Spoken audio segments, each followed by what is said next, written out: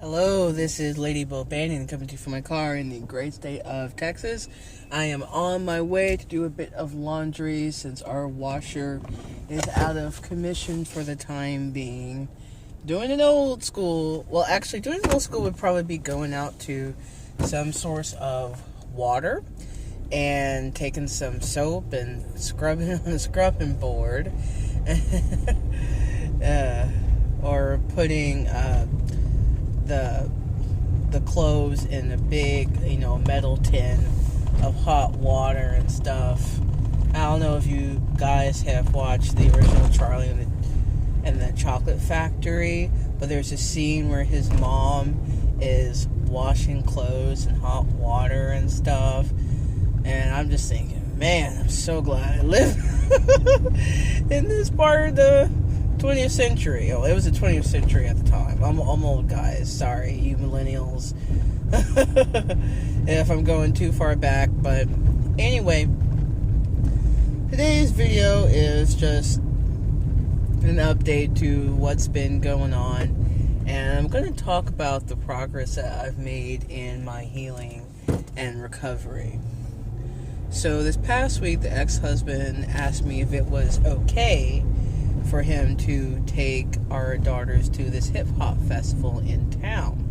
I had some reservations about that, but I figured they would be safe, and even though they might be exposed to music that I personally think is inappropriate for them, they would have a good time running around and being with their dad and the new supply and her baby. So he agreed to meet me at the location I asked him to meet me at, and everything went smoothly. I didn't call later that night or the next day. I wanted the girls to have their time with their dad. Now, they were staying over 2 nights. I would have likely called them, but guys, I let the ex-husband do his thing. I pack a bag of snacks for the kids to go into because it's not uncommon for the ex-husband and new supply to be prepared. But I've explained to them, hey, this is just if they get hungry, and I invite the new supply to feed her baby anything from there that she might want to feed her. So it's not meant to be an insult. I just like to be proactive. Now, I also end up packing some clothes because I just don't trust that the ex-husband and new supplier are going to be responsible. And sure enough, they end up using some of the clothes that I had. They didn't have nightgowns apparently for the girls. I learned this after the fact from pictures that were sent to me, because at the end of the first night that they were there with their dad, the oldest was wearing something that I had packed that was meant to be a dress for her to wear if she wanted. But anyway, they did end up buying them clothes at the very end, as well as some new shoes. Which is cool. It was just like one dress each, and I think some jackets and some shoes from Walmart, but they were cute shoes. The youngest had little light up shoes that were Frozen themed, so she's really loving that. And the oldest got a pair of lace up pink shoes with like really pretty pink bows on them. It was so her. So I was glad to see that the ex-husband and the new supply did something for them. Now, it sucks that I have to pack extra clothes, but I decided that just wasn't a battle that I wanted to fight. I didn't want to have to send clothes and food and stuff like that, but if I didn't, the girls would be lacking, and it would cause them to make unnecessary late evening trips to Family Dollar or Walmart, whatever, when the girls could be relaxing, eating dinner, or doing something other than that, because they're not prepared. But there's just some things that you have to let go, and within the last week or two, I've been able to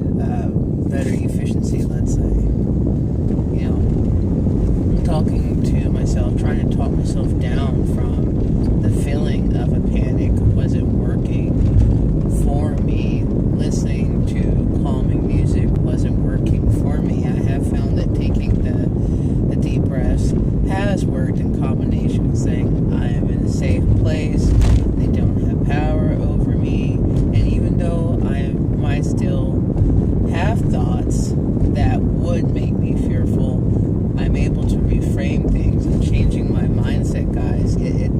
It's simple, but it's hard to apply in the moment. So, for example, when the ex-husband met me up at the pickup location previous to him and the new supply arriving, I found my heart racing. I did the breathing exercises, calmed down a little bit, listened to some, let's see, what was it I listened to? It wasn't Lizzo. Gosh, what was I listening to? I don't remember. Anyway, it was something that was getting me in a much better mood. I have to basically give myself my own pep rallies complete with music so I can be in a better mind frame. I had to keep telling myself, hey, I'm at the dance school, there's witnesses here, everything will be fine.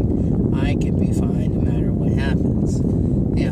Some people would say, oh, well, you're just really overthinking this, and I have to agree, I am overthinking it. And after dealing with people who are very manipulative and who actively and deliberately try to twist the truth and make their own narrative out of the actual reality, I'm a little on guard. I'm edgy around them, but I've gotten better at standing my ground and putting on a happy face. When they first arrived, I went inside real quick. I let the youngest run out to her dad and talk to the new supply and everything. I watched her from the window. I didn't want to be too off-putting, though, because I know what they start thinking if I'm gone too long. And yes, it would be that I'm avoiding them. I like to keep my distance, but I sucked it up, and I went over and made some really small talk, and then I went back inside to get the oldest. I walked away from that feeling very confident and feeling more put together, because in the past, whenever I had to be around them, I would get scatterbrained, I would be forgetful, I'd be incredibly anxious. I could feel my muscles tense, and my heart was racing, my stomach would drop, and I would just feel like complete oh man, it was the weirdest effect that they had on me. And these are people who only have the power that you give them. I want you to listen to me on this. If you get nothing else from my videos, it's that these types of toxic, abusive, manipulative, deceptive, lying people get power from others. It's given. When this toxic person crosses your boundaries and you don't say anything to them and you don't do something about it, they take that as permission to continue abusing. It's a green light to say, okay, well, you'll accept whatever BS excuse I give you. You'll rationalize it away. You'll accept my justification. Shoot, that was easy. And they get a taste for that, and so they're off like a rocket. Shoot, if you'll go along with it, shoot, that's reality. And if you start to question, they'll do what they think it will take and what they have observed it will take to get you back in line. If you push a little further, you might see some narc rage. You'll see that mask slip a little bit. You push even further, you're going to see the real them. They don't like to be questioned or challenged. But the thing is, they thrive off of your fear of, well, it could be a fear of them if they happen to be physically intimidating or verbally abusive. They thrive off the thought and perception of them controlling you and pulling your strings and, running game around you. Like the narc ex-husband would tell me about all these times in his past where he would run was called licks, right? He would steal some stuff from Walmart, or he would, find a way to, make money on the fly, and just flip stuff and things like that, rely on the gift of gab and illusions. Trickery and deceit, and that should have been a red flag for me. But he claimed it was part of his past when he was running with the wrong people and on drugs or whatever. But again, looking back, I see that as a huge red flag. The ex-husband had no problem with effing people over in his line of industry. The way he saw it is that he had to make money, and if someone wanted him to put their cart down, they had to come up with the money. He didn't give an F. He especially didn't give an F if this person was negative. He was going to get that money. He didn't have a problem telling people how it is.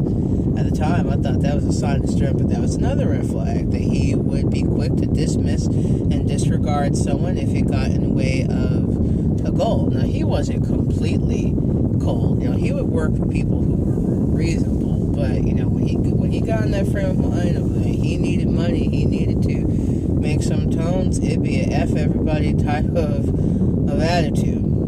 And it was he could turn on and off depending on when he needed it. So yeah, guys, the thing here is that I've given too much of my time and energy to thinking about and trying to think around the suspected narc who is the ex-husband. I also worry too much about the new supply.